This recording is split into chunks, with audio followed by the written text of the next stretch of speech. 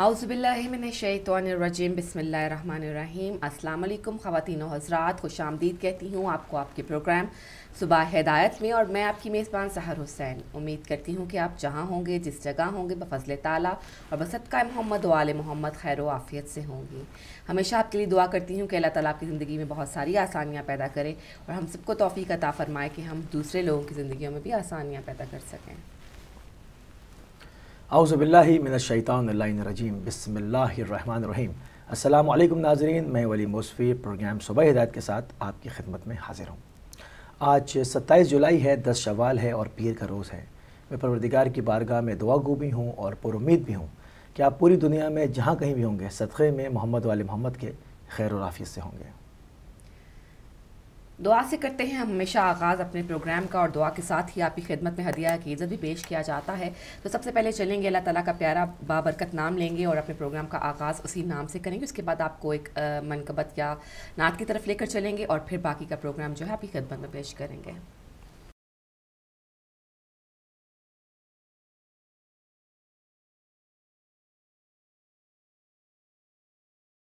बिस्मिल्लाहिर्रहमानिर्रहीम। अल्लाहुम्मा सल्लि अला मुहम्मदिन व आलि मुहम्मद। अल्हम्दुलिल्लाहिल्लज़ी लम युशहिद अहदन हीन फ़तरा अस्समावाति वल अर्द वला इत्तख़ज़ मुईनान हीन बरअ अन्नसमात। Lump युशारक fill इलाहिय्या वलम युज़ाहर fill वहदानिय्या। कल्लतिल अलसुनु अन गायति सिफ़ती वल उक़ूलु अन कुन्हि मअरिफ़ती व तवाज़अतिल जबाबिरतु लिहैबती वअनत الوجوه لخشيته وانقاد كل عظيم لعظمته فلك الحمد متواترا متسقا ومتواليا مستوسقا وصلواته على رسوله أبدا وسلامه دائما سرمدا. اللهم اجعل أول يومي هذا صلاحا وأوسطه فلاحا وآخره نجاحا، وأعوذ بك من يوم أوله فزاع وأوسطه جزاع وآخره وجاع. اللهم إني أستغفرك لكل نذر نذرت وكل وعد وعدت وكل عهد عاهدت ثم لم أفلك به، وأسألك في مظالم عبادك عندي. فأيما عبد من عبيدك أو أمة من إمائك كانت له قبلي مظلمة ظلمتها إياه في نفسي أو في عرضي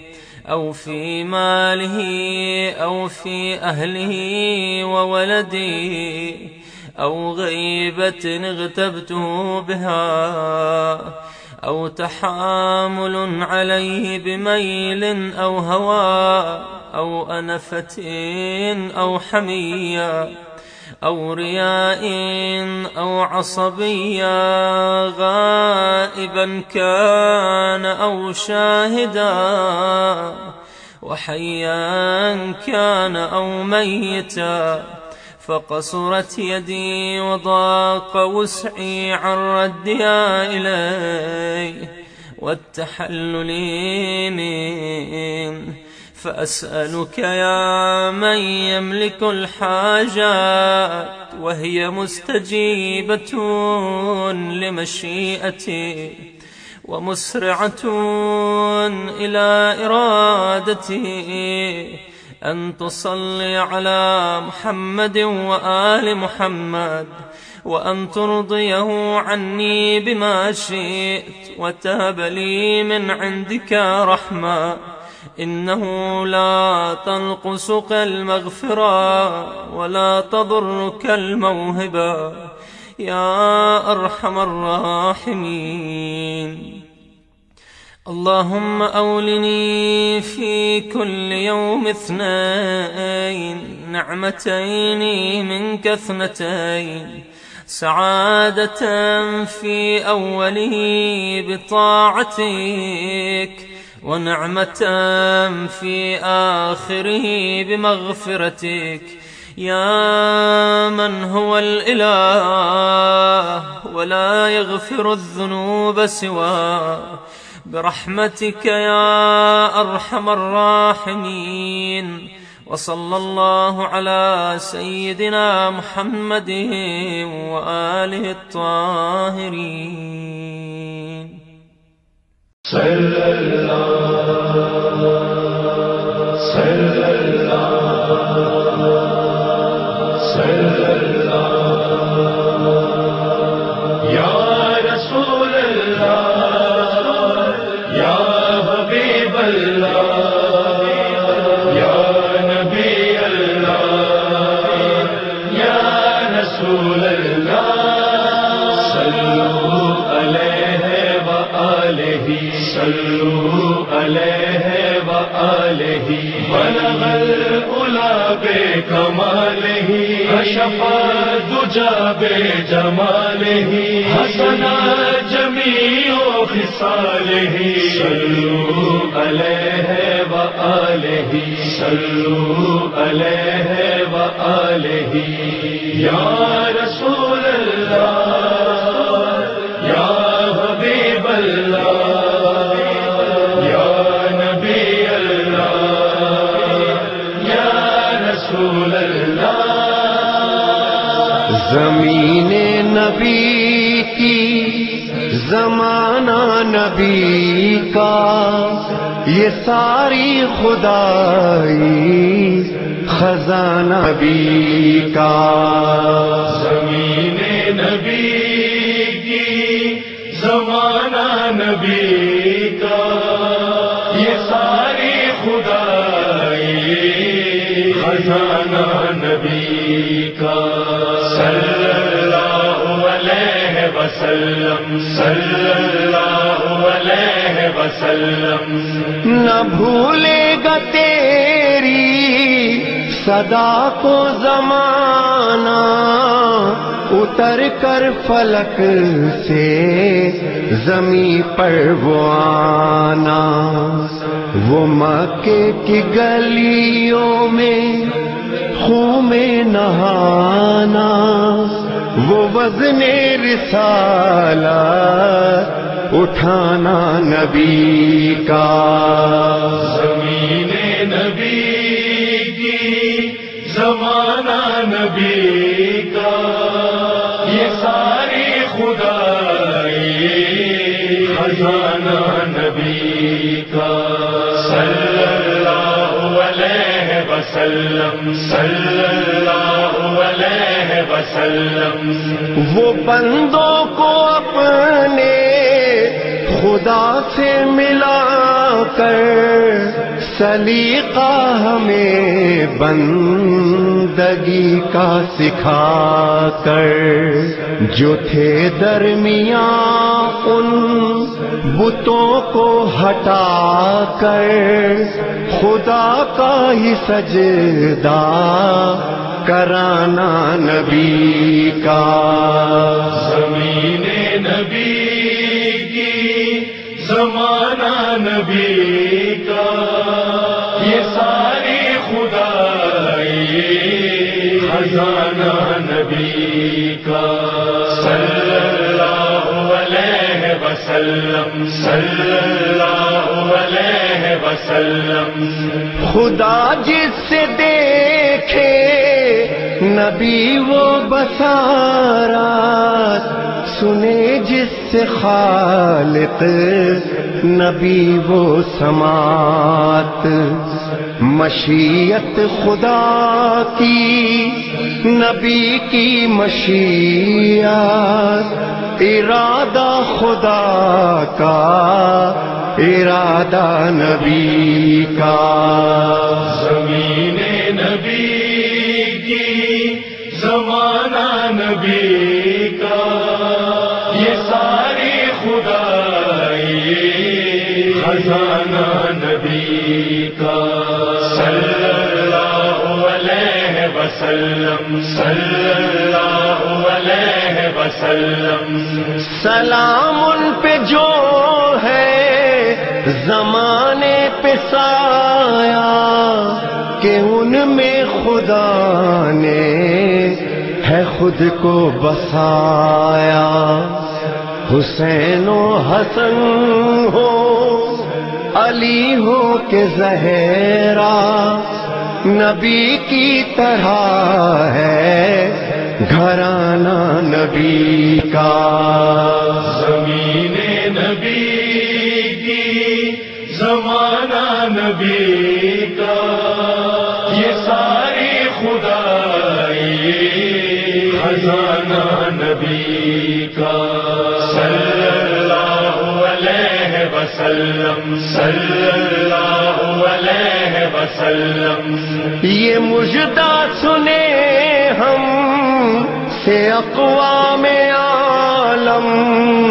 کہ اب وقت شاید بہت رہ گیا کم کہ آئے سوار اس میں ہو جائیں اب ہم سفینہ ہوا ہے روانہ نبی کا زمین نبی کی زمانہ نبی کا یہ ساری خدائی خزانہ نبی کا صلی اللہ علیہ وسلم صلی اللہ علیہ وسلم ہے نالین سرور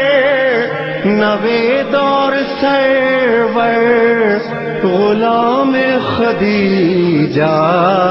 نبی کے ہیں نوکر دعا ہے یہ ان کی جو ہو روز محشر تو ان پر بھی ہو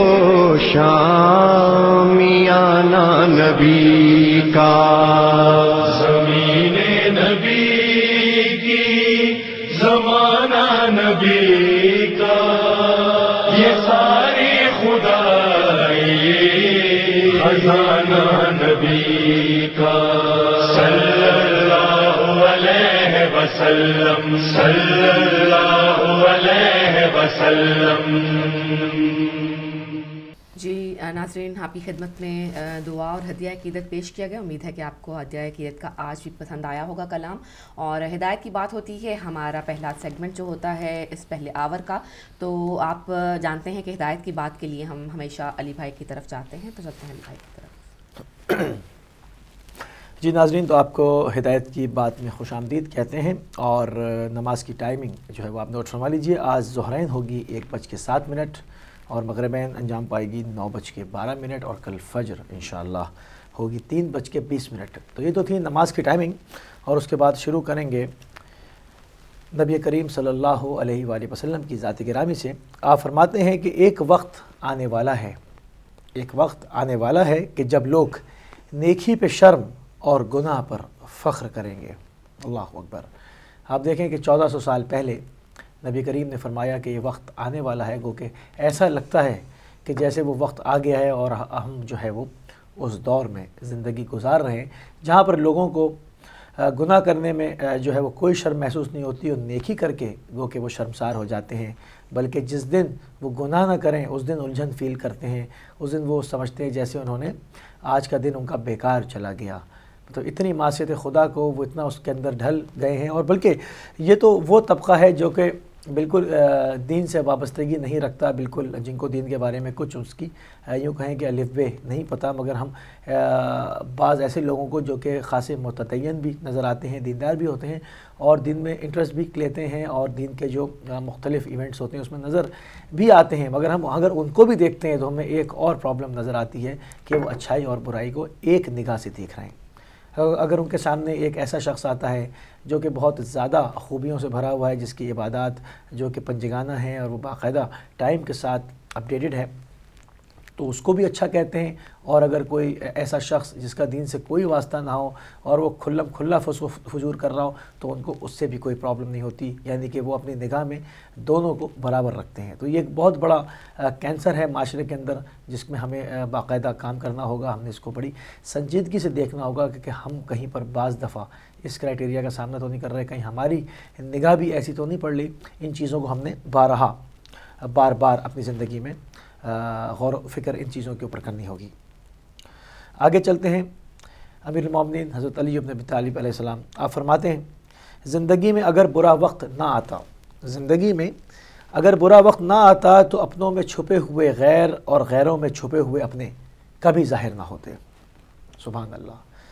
آپ دیکھیں کہ جب انسان کے پاس بہت مال و ثروت ہوتی ہے یا اس کا جاہ و حشم ہوتا ہے، کوئی اسٹیٹس ہوتا ہے، یا تو وہ بزنس مین ہے یا کوئی بہت اچھی پوزیشن پہ وہ پروفیشنل جاب کر رہا ہوتا ہے، تو اس کو اندازہ نہیں ہوتا کہ میرے ارد گرد ملنے والوں میں مخلص کون ہے، کیونکہ بہت سارے لوگ لالچ میں، بہت سارے لوگ اسٹیٹس کے بھوکے ہوتے ہیں، تو وہ اس کے گرد جمع رہتے ہیں، مگر جب اس کے اوپر کوئی مصیبت پڑتی ہے تو پھر پتہ چلتا ہے یا اس سے وہ جاہ و منصب چھوٹ جاتا ہے اور وہ ایک عام آدمی کی سطح زندگی پر یا اس سے بھی نیچے آ جاتا ہے، تب حقیقی دوست جو ہوتے ہیں، جو اگر اس نے بنائے ہیں تو وہ ساتھ رک پاتے ہیں اور باقی سب اپنا جو ہے وہ راستہ اختیار کرتے ہیں، اپنی الگ الگ منزلوں کی طرف چل دیتے ہیں، اس کو تنہا یکتا و تنہا چھوڑ کے۔ تو مولا امیر المومنین علیہ السلام اسی طرف اشارہ کر رہے ہیں کہ زندگی میں اگر برا وقت نہ آتا تو اپنوں میں چھپے ہوئے غیر اور غیروں میں چھپے ہوئے اپنے کبھی ظاہر نہ ہوتے۔ تو اسی صورت میں ظاہر ہوتے ہیں جب آپ کے اوپر جو ہے وہ کوئی مشکل گھڑی آ جائے، کوئی امتحان کا وقت آ جائے، تو معلوم ہو جاتا ہے کہ غیروں میں اپنے کون ہیں اور اپنوں میں غیر کون تھے، جن کو ہم ظاہری بات ہے جو رشتے پیدائشی طور پر ہم لے کر آئے تھے، مگر ان میں غیر کون تھے وہ فوراً ساتھ چھوڑ دیتے ہیں آپ کا۔ ایک اور قول مولا امیر المومنین علیہ السلام سے آپ فرماتے ہیں کہ مرد اگر موسیقی سنے گا، یعنی گانا بجانے کو، میوزک کو، مرد اگر موسیقی سنے گا تو اس کی غیرت ختم ہو جائے گی، اور اگر عورت موسیقی سنے گی تو اس کی شرم ختم ہو جائے گی۔ سبحان اللہ۔ ہم لوگ اس کو بہت لائٹ لیتے ہیں، گو کہ لانگ ڈرائیو پہ جا رہے ہیں تو لوگ اکثر جو ہے وہ ٹیپ آن کر دیتے ہیں، اپنا گانا سنتے ہوئے چلے جاتے ہیں، ان کو احساس نہیں ہوتا کہ وہ کیا کر رہے ہیں۔ اس کی جو روحانی بیماری ہے، مطلب جسم بیمار ہوتے ہیں تو ہمیں فوراً احساس ہوتا ہے، ہم فوراً ڈاکٹر کے پاس جاتے ہیں اور اس کی دوا لیتے ہیں اور اس کو ٹھیک کرنے کی کوشش کرتے ہیں، اس میں احتیاط بھی کرتے ہیں، جو پرہیز ڈاکٹر بتاتا ہے وہ بھی کرتے ہیں، مگر روحانی بیماریوں کا نہ تو ہمیں علم ہو پاتا ہے اور نہ ہم اس کو جو ہے سنجیدہ لیتے ہیں، بلکہ مبتلا ہوتے چلے جاتے ہیں، اور یہ بھی روحانی بیماریوں کو جنم دیتی ہے۔ مثلاً کہ انسان کی غیرت ختم ہو جائے، یہ ایک ایسی روحانی بیماری ہے کہ جس کا علاج دنیا میں کسی دوا سے نہیں کیا جا سکتا۔ آپ جائیں اور جا کے معلوم کریں، کوئی ایسا انجیکشن، کوئی ایسی میڈیسن، کوئی ایسی گولی آپ کو مل جائے جو کسی انسان میں غیرت اور حمیت کو پیدا کر دے، ایسا نہیں ہو سکے گا۔ تو پھر یہ کیا چیز ہے؟ یقیناً یہ بیماری ہے، مگر روحانی بیماری ہے، جسمانی بیماری نہیں ہے، یہ روحانی بیماری ہے۔ اسی کی طرف مولا اشارہ فرماتے ہیں کہ اگر مرد موسیقی سنے گا تو اس کی غیرت ختم ہو جائے گی، اور اگر عورت موسیقی سنے گی تو اس کی شرم اور حیا ختم ہو جائے گی، یعنی جو خدا نے ایک عورت کو شرم اور حیا کے زیور سے آراستہ کیا ہے وہ اس سے چھن جائے گا اور وہ بے حیا ہو جائے گی۔ تو پھر ہم نے اس کو بار بار جو ہے وہ اپنے دماغ میں اس کو ذہن نشین ہم نے کر لینا ہے اور اس کے اوپر سختی سے کاربند رہنا ہے، گو کہ ان لوگوں کے لیے جو کہ بہت عادی ہیں میوزک کے اور اس کے بغیر نہ تو وہ ڈرائیو کر سکتے ہیں، نہ وہ گھر میں جو ہے وہ رہ سکتے ہیں، تو ان کو اس کا آلٹرنیٹ ڈھونڈنا پڑے گا کہ وہ کس طرح اس کو چھوڑیں۔ چھوڑنا تو بہرحال ہے، کیونکہ اس کا شدید ترین گناہ بھی ہے، اور بہت ساری اس کے اوپر حدیثیں وارد ہوئی ہیں، ہم اپنے پروگرامز میں بیچ میں جو ہماری نظر میں آتی جائیں گے ہم اس کے اوپر پیش کرتے رہیں گے، مگر ہم نے اس کو چھوڑنا تو بہرحال ہے، چونکہ اگر ہم کہتے ہیں کہ ہم محمد والے محمد سے وابستہ ہیں یا ہم رسول اللہ کی امت ہیں اور ہم ان کے کلمہ گو ہیں، ہم ان کے امتی ہیں، تو پھر ہمیں ان سارے ارشادات کو بھی ماننا پڑے گا جو کہ ہم پر لاگو ہوتے ہیں بحیثیت ایک امتی کے، ورنہ ہمیں پھر اپنا امتی ہم کیسے کہہ سکتے ہیں؟ زبان سے دعویٰ تو کوئی بھی کر سکتا ہے، مگر اس کا عمل اور کردار اور اس کی فکر بتاتی ہے کہ ہاں وہ یہ کہ مرنے کے بعد اس امت میں محشور ہو سکے گا یا نہیں۔ یہ اسی وقت ہو سکے گا کیونکہ یہ ہم اپنا احتساب خود کریں گے، اس میں کسی دوسرے کو دخل اندازی نہیں ہے، کیونکہ اس میں سب اپنا اپنا حساب کر کے خود انفرادی طور پر پروردگار کی بارگاہ میں جواب دیں ہیں۔ تو ہم نے خود اس کو دیکھنا ہوگا کہ ہم کس طرح سے اس بری عادت سے چھٹکارا پا سکتے ہیں، اور ہم جو ہے وہ یقیناً ہم نے اس کو چھوڑنا ہی ہوگا۔ ایک اور قول جو کہ امام زین العابدین علیہ السلام مولا سجاد سے ہے، آپ فرماتے ہیں کہ کھانے کے بعد ہڈیوں کو مکمل طور پر صاف مت کرو۔ کھانے کے بعد ہڈیوں کو مکمل طور پر صاف مت کرو، کیونکہ اس میں جنات کا بھی حصہ ہوتا ہے۔ اگر صاف کرو گے تو پھر وہ اس سے زیادہ قیمتی چیز تمہارے گھر سے لے جائیں گے۔ کیونکہ ہم دیکھتے ہیں اگر ہم کسی ادارے سے منسلک ہیں یا ہمارا بزنس ہے یا کسی بھی صورت سے جو ہماری انکم ہوتی ہے، تو کیا وہ ساری اسی انسان کی ہوتی ہے جو وہ کماتا ہے؟ نہیں، یقیناً وہ اس میں فوراً جو ہے وہ مختلف لوگوں کا اس میں حصہ ہوتا ہے۔ مختلف بہانے ہوتے ہیں کہ مطلب آپ گھر میں گروسری لاتے ہیں، آپ کا کنوینس کا خرچہ ہے، آپ کا پیٹرول کا خرچہ ہے، فلاں ہے، آپ نے کپڑے لے کر آنے ہیں، یہ سب چیزیں، تو وہ مختلف بہانوں سے وہ پھر مخلوقات کی طرف لوٹ جاتا ہے اور بڑھ جاتا ہے۔ تو ہر ایک کے پاس جو اس کا پیسہ ہے وہ فقط اس کا نہیں ہے، بلکہ وہ اس سے اپنی زندگی کو آگے چلاتا ہے، اور اس میں دوسرے لوگوں کا بھی حصہ ہے، اس میں محتاجوں کا بھی حصہ ہے، اس میں غربا کا بھی حصہ ہے، اس میں رشتہ داروں کا بھی حصہ ہے، اس میں مومنین بھائیوں کا بھی حصہ ہے، اس میں بہت سارے لوگوں کے حصے ہوتے ہیں۔ کہنے کو وہ مال اس کا ہوتا ہے، مگر حقیقتاً اس کے ہاتھ سے تصرف ہوتا ہے، اس کا پورا مال نہیں ہوتا۔ اسی طرح کھانے کے اندر جو ہے ہڈیوں میں بچا ہوا گوشت جنات کا حصہ ہوا کرتا ہے۔ امام اسی طرف ارشاد فرما رہے ہیں کہ مکمل طور پہ ہڈیوں کو صاف نہ کرو۔ بعض لوگوں کی عادت ہوتی ہے جو کہ ایک ریشہ بھی جو ہے وہ ہڈیوں میں نہیں چھوڑتے، اس طرح سے کھانا کھاتے ہیں، تو اس کو مولا یہ فرما رہے ہیں کہ آپ مکمل طور پہ اس کو صاف نہ کریں۔ اگر آپ نے ایسا کیا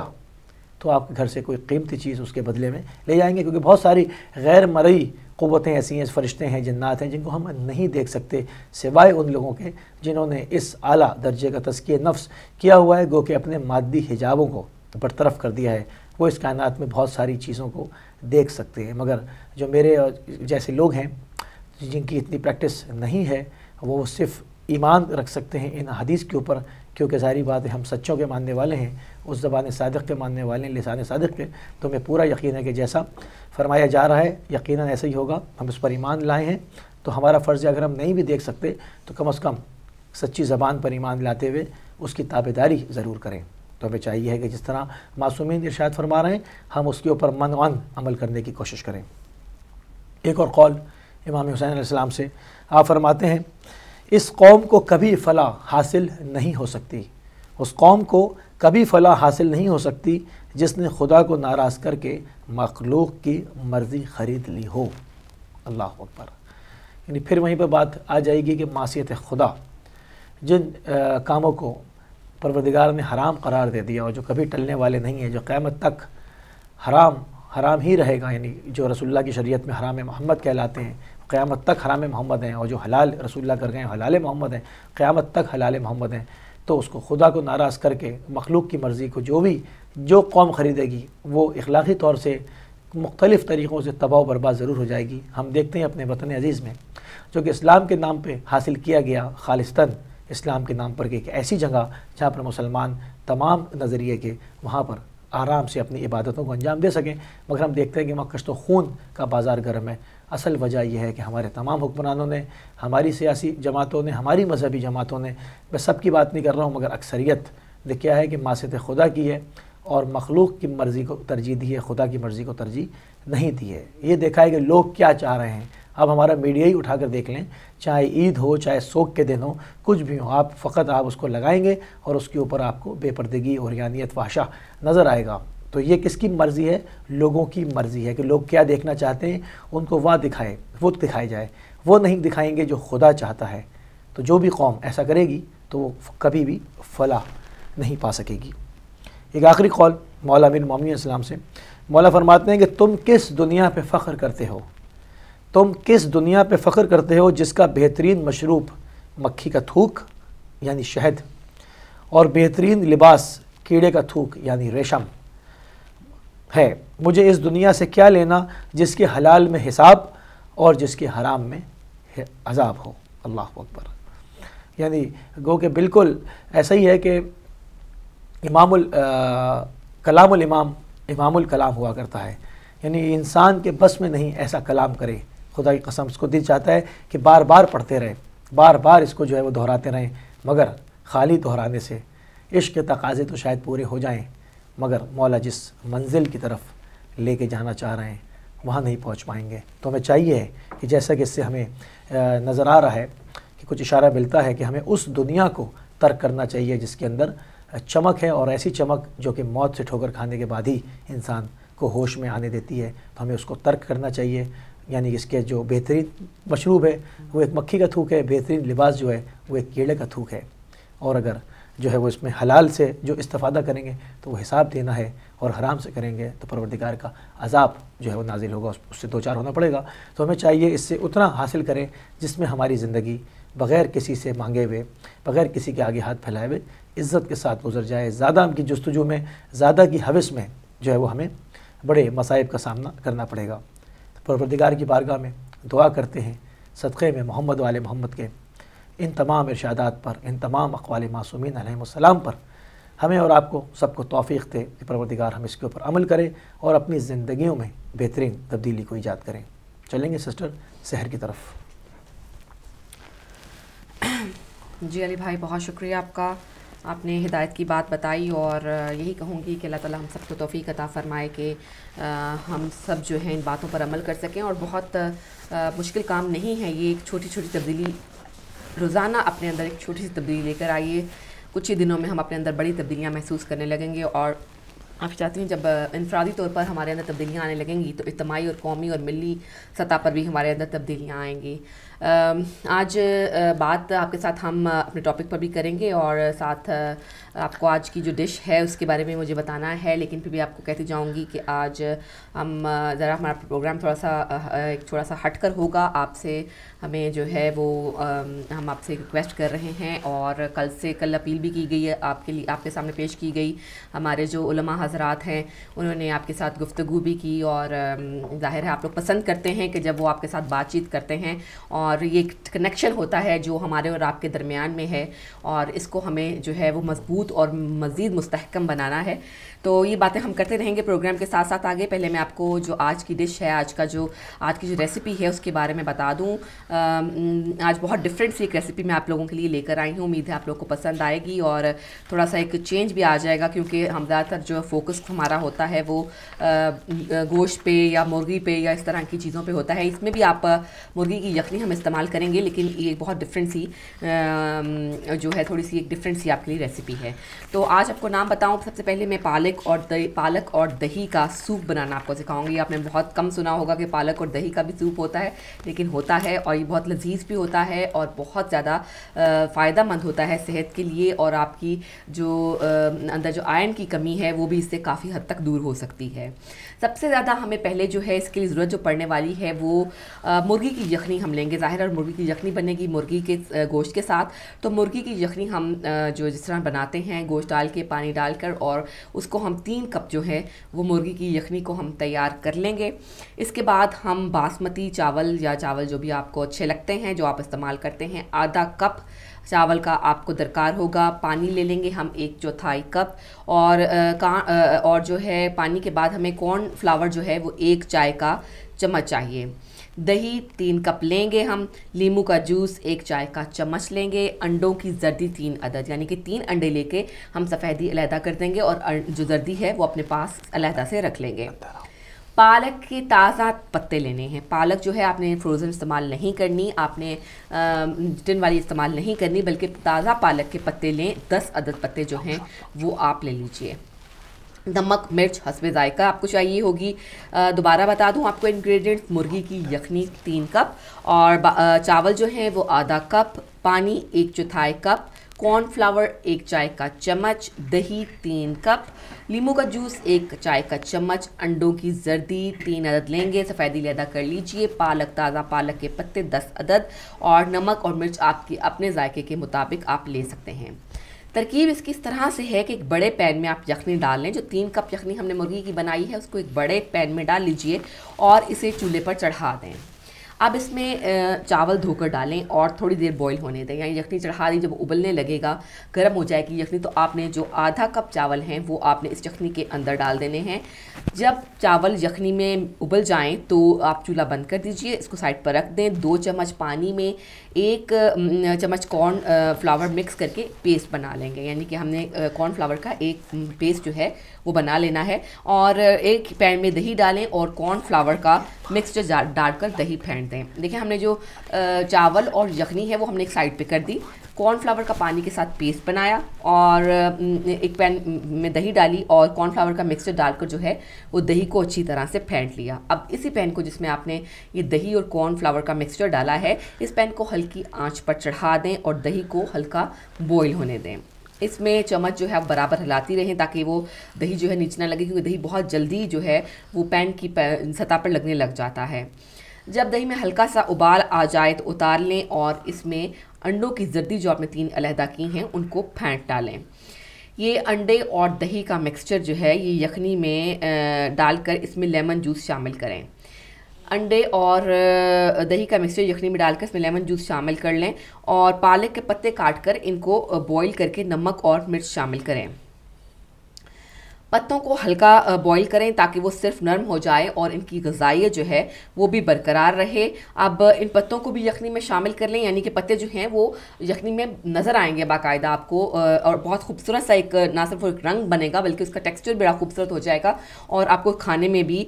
بہت لذیذ لگے گا۔ پتوں کو ہلکا بوائل کریں تاکہ وہ صرف نرم ہو جائیں اور ان کی غذائیت بھی برقرار رہے۔ ان پتوں کو آپ یخنی میں شامل کر لیجئے اور سوپ جو ہے وہ پلیٹ میں سرو کریں۔ یہ سوپ غذائیت سے بھرپور ہے، بہت ہی مزیدار قسم کا سوپ بنے گا اور آپ اس کو جو ہے بہت انجوائے کریں گے۔ اور یہ ایک ڈیفرنٹ قسم کا، کہ ہم چکن کارن سوپ تو بناتے رہتے ہیں، ہم ہاٹ اینڈ ساور سوپ اور اس طرح کی بہت ساری دوسرے جو سوپ ہیں وہ بناتے رہتے ہیں، لیکن پالک اور دہی کا سوپ آپ نے بہت کم سنا ہوگا اور بہت کم ٹرائی کیا ہوگا۔ اس کا ضرور ٹرائی کیجیے، یہ ہیلتھ کے لیے بھی بہت اچھا ہے، غذائیت سے بھرپور ہے اور اس کے علاوہ ٹیسٹ میں بھی بہت اچھا ہے، اور جب آپ ٹیبل کی جو رونق ہے وہ بھی یہ بہت بڑھا دے گا۔ تو جی یہ تو تھی آج کی ڈش، اور آپ کو بتایا کہ پالک اور دہی کا سوپ کس طرح سے بنتا ہے۔ آج جو ہے ہمارا جو باقی کا پروگرام ہے وہ ٹاپک جو ہے ابھی علی بھائی آپ کو بتائیں گے، کیونکہ ٹاپک جو ہے وہ ہم آپ سے ڈسکس کریں گے، ساتھ ساتھ ہم ایک جو اپنا اپیل کا جو سلسلہ ہے وہ بھی آپ سے جاری رکھیں گے۔ جی علی بھائی آپ ذرا ناظرین کو پلیز ٹاپک جو ہے وہ بتائیے گا۔ بالکل، آج کا ہمارا ٹاپک رہے گا لبیک یا مہندی علیہ السلام، کیونکہ ہم آج گفتگو کریں گے احساس ذمہ داری کے اوپر، کیونکہ ہماری اپیل کل سے جو ہے وہ جاری و ساری ہے اور یہ اس وقت تک اپیل جاری رہے گی جب تک ہم اپنا ٹارگٹ 20,000 پاؤنڈ پورا نہیں کر لیتے، کیونکہ ابھی ہمارے پاس جو ہم نے کل اپیل کی ہے تو 5,000 پاؤنڈ الحمدللہ دیکھیں ایک شام میں جو ہے بہت، تو کیونکہ ہمارے پاس بہت سیٹلائٹس وغیرہ کے بل ہیں ساری آؤٹ اسٹینڈنگ، وہ پے کرنے ہیں، فی الفور ایمرجنسی ہے اس میں، تو اس لیے تمام پروگرامز کو اپیل کی جانب موڑ دیا گیا ہے اور ہم بھی جو ہے اس کے اوپر پوری اپیل کے ہی اوپر گفتگو کریں گے اس احساس ذمہ داری پر جو کہ ایک مومن کو متدین انسان جی علی بھائی ہم میرا خیال ہے پہلے بریک لے لیں، پھر ہم تسلی کے ساتھ جو ہے اپنے ناظرین سے بات چیت کرتے ہیں۔ تو ناظرین ہمیں جانا ہوگا ایک چھوٹی سی بریک کی طرف، بریک کے بعد آپ سے دوبارہ ملتے ہیں اور مزید گفتگو کرتے ہیں۔